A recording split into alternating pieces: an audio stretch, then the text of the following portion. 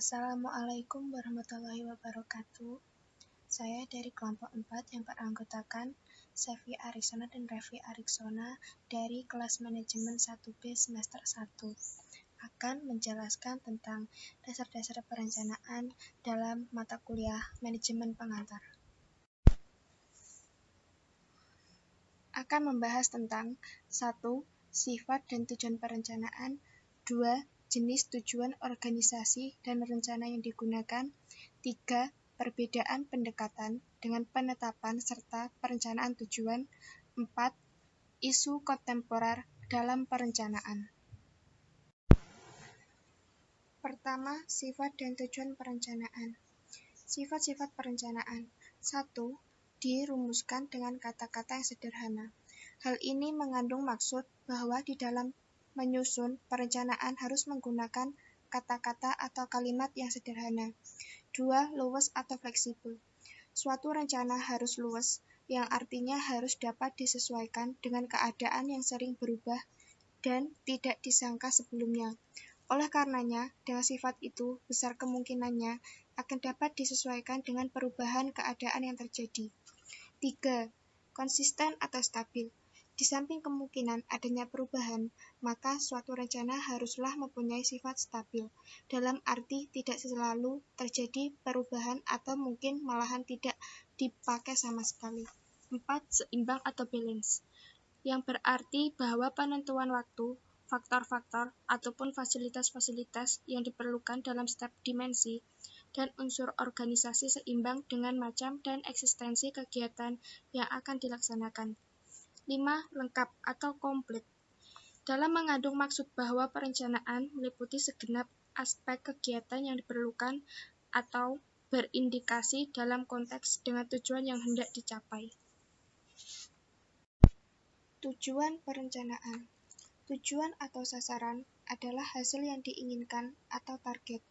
Hal itu memandu keputusan manajemen dan membentuk kriteria terhadap hasil kerja yang diukur. Oleh karena itulah, tujuan sering disebut dengan perencanaan. Jenis tujuan organisasi dan rencana yang digunakan. Tujuan organisasi. 1. Sebagai wadah untuk bersama-sama mencapai tujuan dengan efektif dan efisien. 2. Sebagai wadah untuk mencari keuntungan secara bersama-sama. 3. Meningkatkan kemampuan, kemandirian, dan sumber daya yang dimiliki. 4. Organisasi berperan dalam pengelolaan lingkungan secara bersama-sama. 5. Sebagai wadah untuk memiliki kekuasaan dan pengawasan.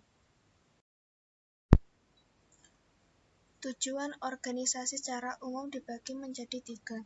1. Tujuan organisasi jangka pendek. Tujuan organisasi yang harus tercapai dalam waktu cepat dan berkala, biasanya dalam waktu 6 bulan hingga 1 tahun.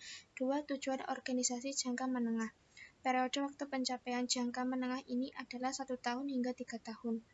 3. Tujuan organisasi jangka panjang. Periode waktunya adalah 3 tahun hingga 5 tahun. Tujuan jangka panjang ini dapat diraih bila berhasil mencapai tujuan jangka menengah. Jenis rencana yang umumnya ada di dalam sebuah organisasi. 1. Rencana strategis, yang merupakan perencanaan jangka panjang yang bersifat umum dan di dalamnya mencakup pengembangan misi organisasi serta tujuan pokok yang akan dicapai organisasi secara keseluruhan.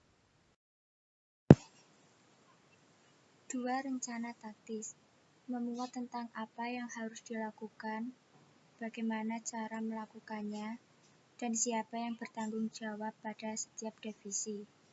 3. Rencana operasional. Di dalam rencana operasional tercakup aktivitas apa yang harus dilakukan, jadwal kerja, penanggung jawab, dan lain-lain. 4. Rencana kontingensi. Organisasi-organisasi besar biasanya memiliki rencana kontingensi, karena bagaimanapun telitinya seorang manajer dalam mempertimbangkan berbagai aspek dalam perencanaannya, situasi lingkungan bisa berubah. 5. Continuing or ongoing plans. Bentuk rencana yang dibuat untuk kepentingan berapa tahun dengan kemungkinan revisi atau pembaruan secara periodik. Perbedaan pendekatan dengan penetapan serta perencanaan tujuan. Pendekatan dapat diartikan sebagai titik tolak atau sudut pandang kita terhadap proses pembelajaran. Penetapan merupakan usaha untuk menciptakan nilai-nilai tertentu melalui berbagai kegiatan yang akan dilaksanakan organisasi. Sedangkan perencanaan atau planning adalah proses penetapan tujuan, mengembangkan strategi, dan menguraikan tugas dan jadwal untuk mencapai tujuan. Isu kontemporer dalam perencanaan. Isu merupakan perbedaan pendapat yang diperdebatkan, masalah fakta, evaluasi atau kebijakan yang penting bagi pihak-pihak yang berhubungan. Sedangkan kontemporer merupakan sesuatu hal yang modern, yang eksis dan terjadi berlangsung sampai sekarang, atau segala hal yang berkaitan dengan saat ini. Cukup sekian penjelasan dari kami. Kurang dan lebihnya kami mohon maaf. Wassalamualaikum warahmatullahi wabarakatuh.